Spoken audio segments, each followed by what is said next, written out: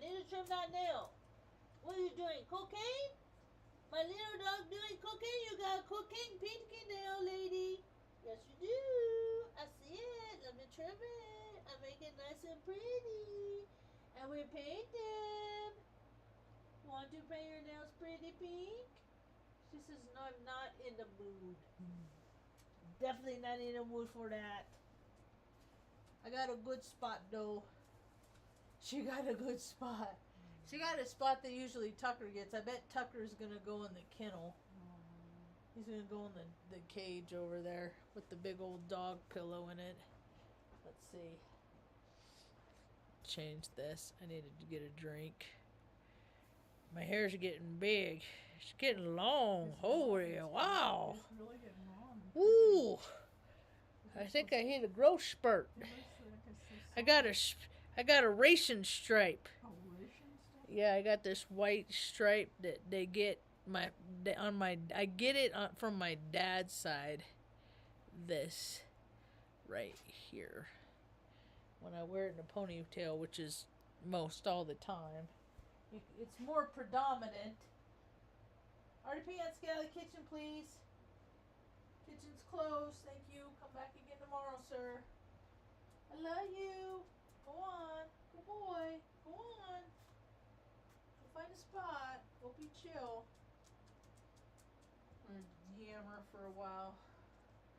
Mom and I've been stuck on Mom, the TV show Mom on Hulu. It was on CBS, and I'm trying to figure out why, cause like they're really mean to each other on the show, and I don't like shows that people are mean. I don't find humor in people being insulted, but that's because I've been the butt of the joke, and so I know how it feels.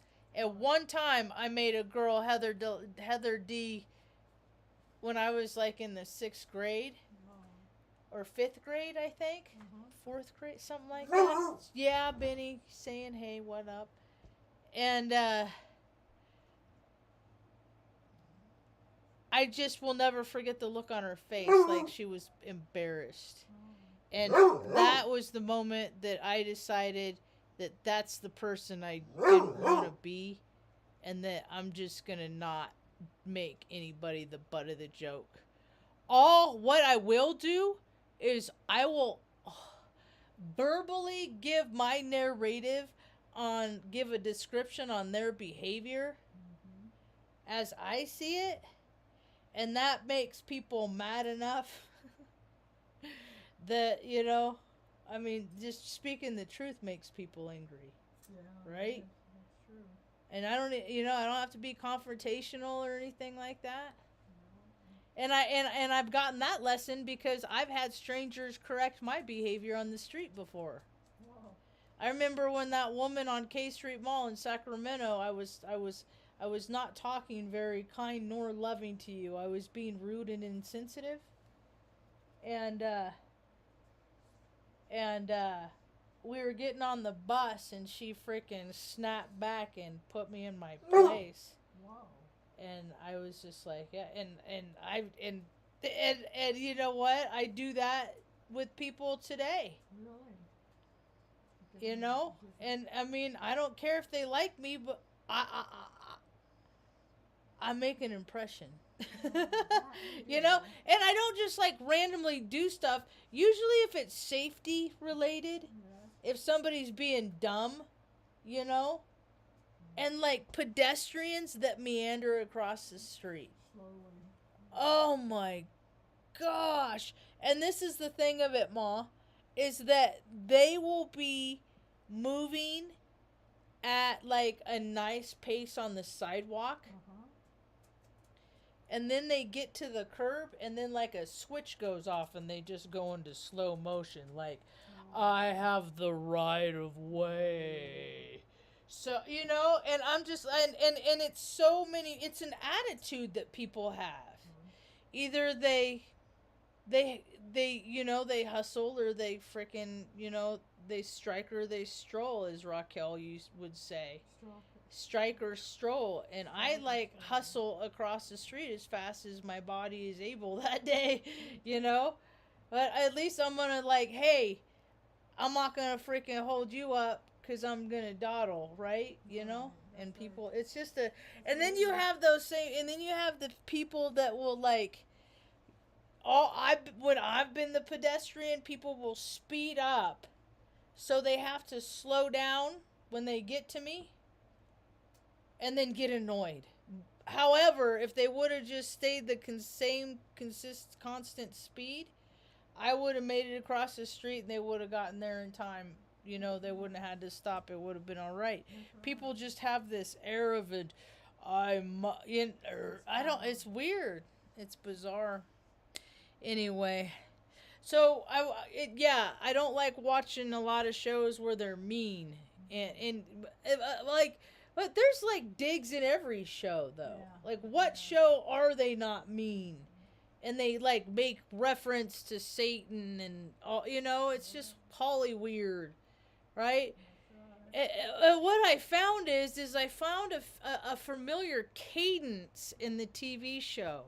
I used to go to meetings of Alcoholics Anonymous, and I don't, and I took it real serious, and I talked a lot about, the stuff in it, and I participated in it, and then to go and see it on a TV show with such an accurate depiction. Uh-huh. I mean, they straight up have, I'm like it, and then it it goes more along with getting people to believe what something is. You know what I mean? Yeah. Like the actual AA meetings, my experience where I went south of Omaha, sometimes Omaha, I did the whole all of it. I mean, I was in service work. I drive up to Columbus for area. I mean, you want to talk about freaking mind numbing. Listen to this, a bunch of self-centered alcoholics in a cornfield. I mean, it was just like, God, just, hey, what's going on? Already get out. Please get out of the kitchen. I love you. Come on, go. Go find a spot. Good dog. Good dog. Good girl. Good girl. You had the good spot. Why'd you get up? She said, I had to see. And then to see it on TV, it's just like, it's kind of disheartening. It kind of, But then what I came to the conclusion of is what I saw on TV is pretty much just as fake as the people that I went to meetings with. No. Those people acted just as much as those people on they act like they say the same script, they say the same words. You tell someone you're fist up and then you hear it out of somebody else's mouth and stuff like that. They act like your friend and then you find out that they're not. And it's just like they were never loyal people. And so now when I go out in the world, I just add them to collecting data of what people are like. I've been collecting data about human nature my whole life in a much broader, expanded spectrum than most people have had access to. Because I used to hang out with the important people in Omaha, like the VPs at First Data, these big companies and stuff like that. And you know what? They're just freaking gluttons, Midwestern gluttons, just do whatever they want, whenever they want. Acting like they help people, acting like they live in a life of service. They got their cracks of society are getting wider too. They got their clubs. I mean, it's all a club. And I have no problem speaking out against these things because these things never were welcoming to me.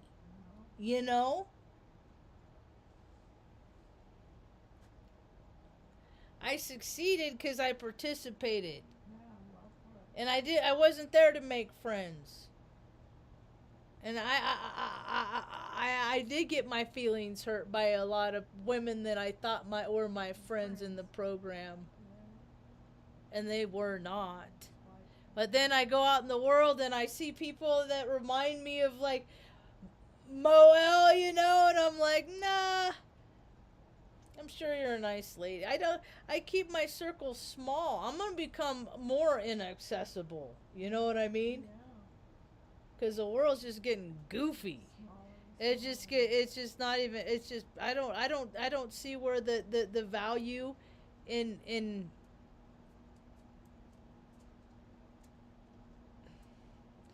It's hard for me to find like-minded people any place. And when you live in a tourist environment, a tourist town, it's a super self-serving environment.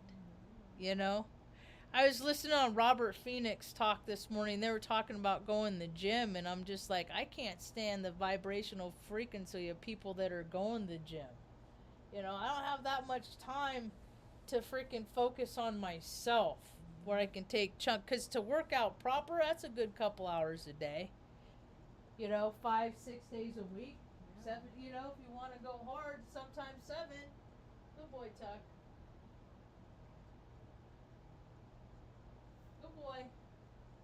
Good dog. Benny. Good dog. Mom, why don't you put it on? It is a nervous guy. Anyway, we're supposed to get a storm tonight. What was I talking about? Oh, it's like I don't have that kind of time to dedicate. You can stay limber. That's what's important. It's not even important about having muscle mass. When you get older, you're going to want dexterity and agility. That's what your people's focus are supposed to, should be. Mm-hmm. Like, people do repetitive motions on their body, and they don't realize it. At some point, you're going to start feeling every single pain of everything you've done ever in this. I feel like I feel every single pain in this incarnation and in all other incarnations too. So and then I noticed that a lot, and then like shows like that come out, and then all these stars are all over talking about how they're sober now, which is good. A lot of people just rely on the fact that they're not doing the crappy things that they used to do. But they really don't rectify the crap that they've done before.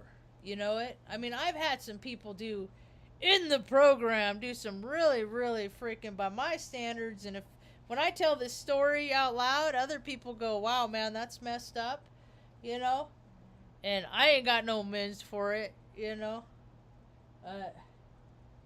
I guess it's just whoever writes their script, right? It's all a club, man. When I went, the freaking dude had all these years sober, and he died. And it was years later I figured out he was a Freemason. That I went to meetings with all these freaking Freemasons. And you know what? The club never done me no favor. It never done me no good. I don't like clubs, man.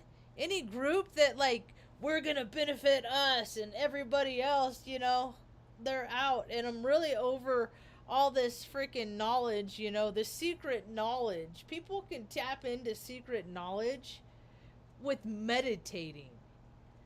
You go in the right trajectory, what's given to you out there, social media, if that's what your frequency is, it's going to start showing up on your algorithm.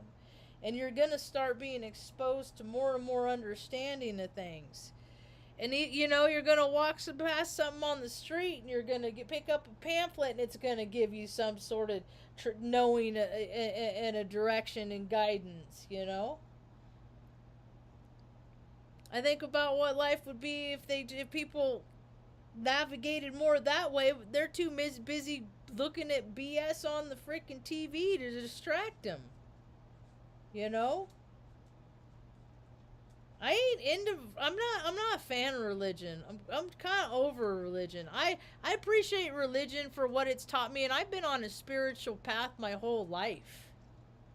Because I always wanted to know what drove people to act the way that they did. Because some people acted so nice, and some people acted so dirty. You know? And then you have people that, like, grew up in the worst environments, and then one of them, like, turned one way and the other. It's just, you know, and then, okay, thank goodness I always had astrology to give me some sort of understanding. You know? And that's always helped. And the Roos and the Howards and all the guides and the teachers that were put in my path to teach me. So I was 9-10 years old learning how to read tea leaves, and then people talk about how people that do that are witches. I'm like, no, I'm not. Don't call me a witch. You know, as I got older, people started using words and tying them to terms. The words, you know, and the terms like things I did, but the words, no, I'm not that. You know? We ain't never really been a part of the world like the world has been presented. We've always been on the fringe, on the outside looking in.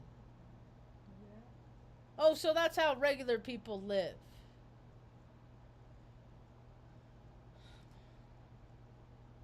When I was 15 years old, Mom had what we used to call her last episode, and she would go through periods of extreme stress. They'd call them clinical terms. They would say that she would go through like a manic phase, right? And it always started out, she did every couple years, always started out with cleaning with pine sol. Like, you know. And it was later that I come to terms that when she it started out we didn't never had a lot of money. Every now and again we could go to a restaurant and she'd get a cup of coffee. And so when she started with drinking a cup of caffeinated coffee, because she never drank coffee, because you're already spun up. She's already a thinker, right? You know. And then by that time I was 15, and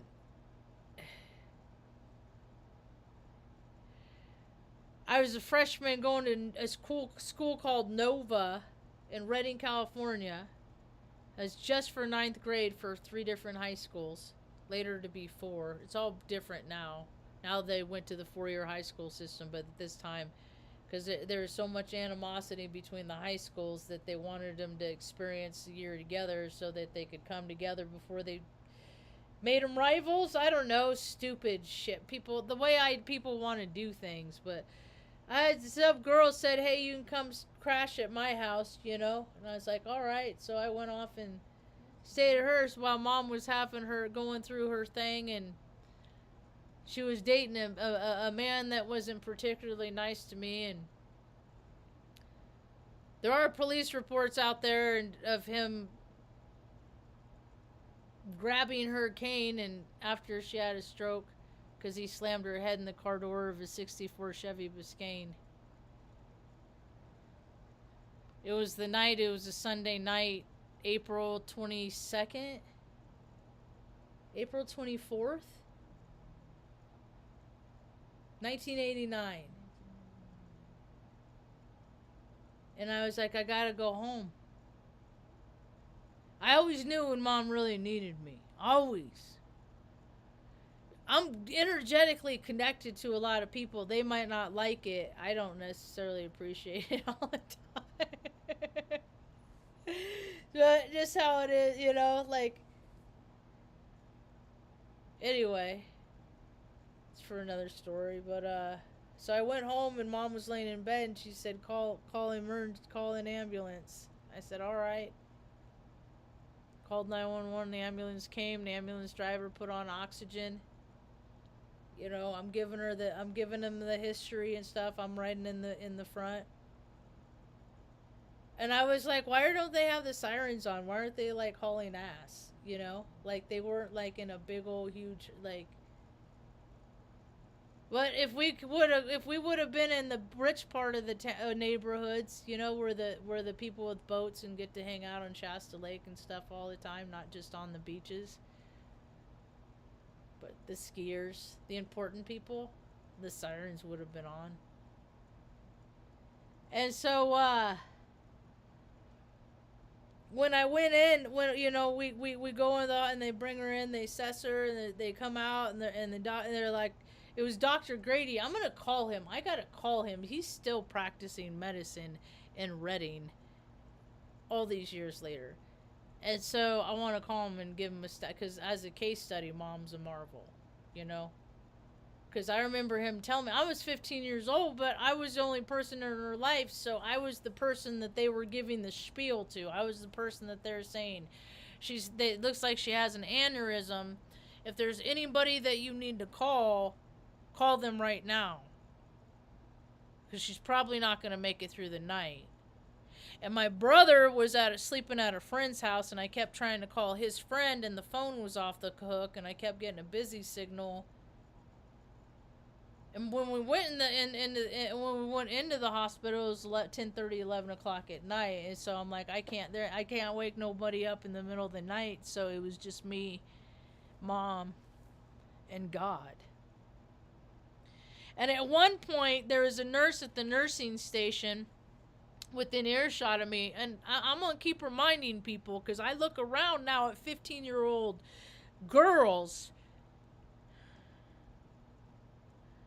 Thank you for the moxie, Ma. Thank you for the moxie. Because they don't got it. And this nurse, everybody wants me to like nurses. I'm like, I have bad experiences. Give me some good ones and we'll change my mind.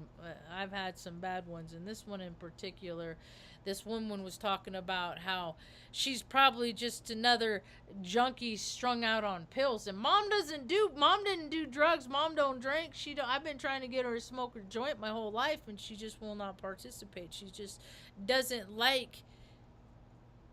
She is such a spiritual, high vibrational, frequental person that she doesn't need anything to alter her state of being. Right? She don't like it. So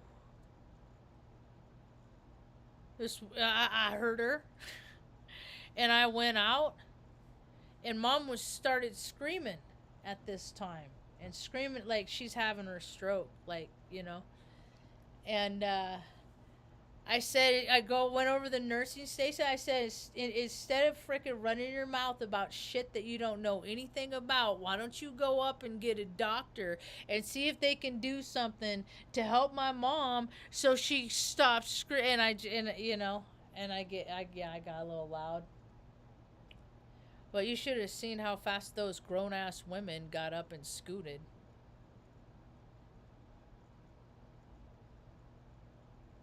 I knew then that me and Mom, we're gonna be a package deal. I knew that night. I said, okay, guys. I said, you know what? I said, she makes it through this. And I remember the doctor telling me, you know, later after, because she was in the hospital for that time. You were actually, after your stroke, you were only in the hospital for 7 days. I still had nobody to stay with. I wasn't staying with that chick anymore. I don't think. Or no, wait, maybe that's when she let me start staying with her. Or I just kept, maybe, I don't know. I don't know, it got weird. We're not friends anymore either. Anyway, so,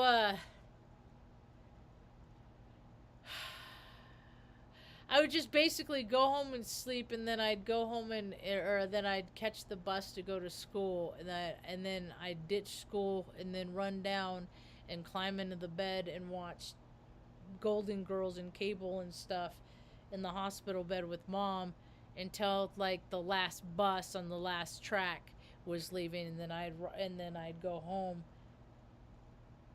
and take care of the critters and stuff like that, and then do the same thing the next day. And then she came home. And yeah, the system aren't designed to help people.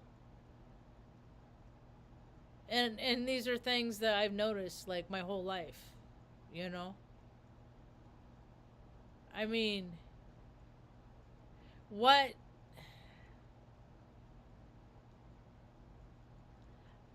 and mom is just one story out of so many people that have just had to struggle like their whole lives.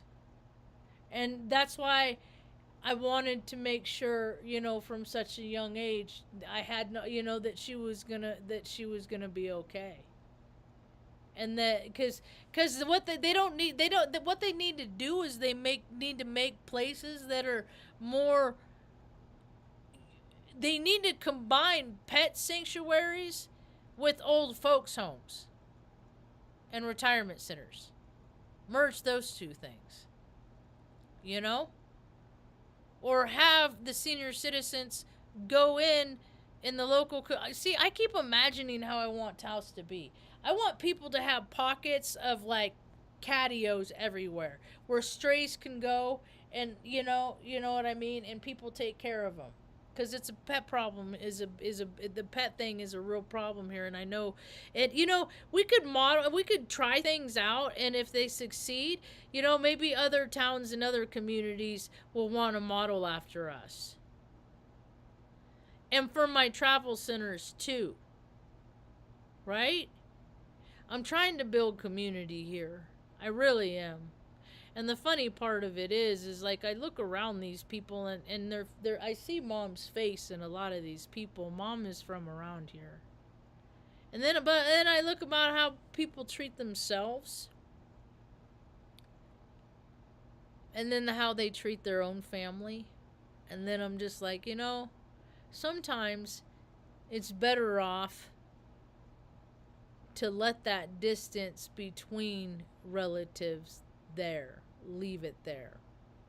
Sometimes it's just better, because sometimes people just their psychology is so warped, and they think so much about themselves so much that their energetics it's harmful to people.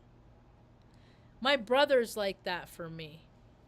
It doesn't matter what I do. I asked him at one point, I said, could you please make me a list? I've asked a few people that. Make me a list of all the things that you don't want me to say. Please. And if you preface our foundation, and then, you know, I'll get an idea. And usually I'll end up saying that thing anyway. I'm not so neurotypical, man. I don't even think like everybody else. Just like going through this planet Earth has been real challenging for me. I'm just, the only thing that I think has got us to such a comfortable place is my belief in God. You just do the right thing, and it'll come back to you. Take care of people, and the universe will take care of you.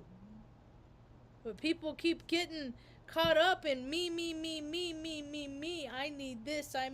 When I start feeling low and squirrely and stuff, that's when I gotta go out and like give cookies away and do something for somebody else, you know? I can't be sitting here thinking about my woes. Huh, Luna? Are you mad because Grandma Retta's on your chair? She said, Grandma Retta? That's my chair, Grandma Retta. When dogs get old, they start getting goofy like people do. I think that's why it would be cool to match like old dogs with old people in old folks' homes and stuff, because they're just, you know, they go the same speed. What's the matter, my love? You need to go potty? Oh, there go her ears up. Let me wrap it up. It's so cold. I just don't like the cold. See, the thing of it is where we are, I will endure the cold. Because I think it's pretty much going to be cold anywhere you live. And I'd rather endure the cold for this, like, this stretch, because we're going to have a little warm up. Once we get to the 40s, it's cool. I got to have the windows open and stuff like that. Like we're single digits and stuff like that. I hate that shit. Where I live, it's nice in the summer. It don't get too hot, and and it's not humid. And for that, I will for all. Mom was born around here. God brought us about here, and it's just, like, as a climate wise, it's it's a beautiful place. I wish there were more lakes, and I wish the people weren't so, like, there's a lot of people that are really dirty and filthy, Then you have the people that go up and out and clean up after them. That's why I want to see more programs implementing GIS, where people can go out. There's this guy, I think it's a man. I'm not sure. I'll have to stop and I'm going to stop and talk to them one day. And they're always picking up garbage on 522 between Arroyo Hondo and Taos, the blinking light. And so I think it would be fair. They have the budgets. They act like they don't, but they have the fucking budgets for the people that are willing to go out and do the work to initiate these programs where you can go out and, like, for someone, take a before, there's all this garbage, right? And then when you look at the information of a photo, it has a timestamp on it. It has location on it.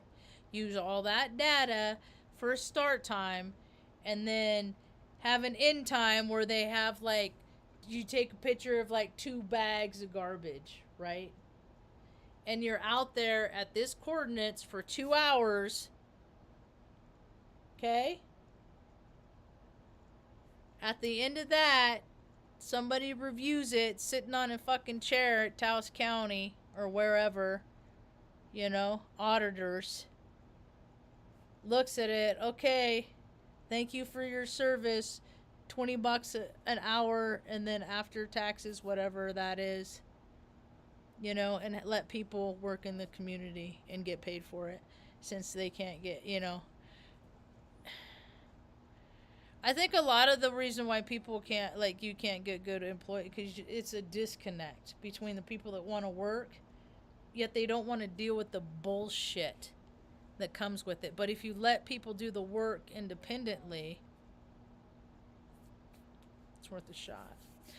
I got all kinds of ideas to make the world a better place. See if people are willing to want to make it better, if they just want to be more of that materialistic crap that they've been doing. I'm wearing this shirt. I don't think I've ever worn this shirt before. This is my basic training t-shirt. It's like brand new. Look at that logo. It was such a freaking joke. The military is such a joke. It's so you could buy t-shirt or sell t-shirt. It's always about the t-shirt. It has all the people in the name of the... I wonder where these people are today. A lot of these girls, there's 44 girls on the back of theirs.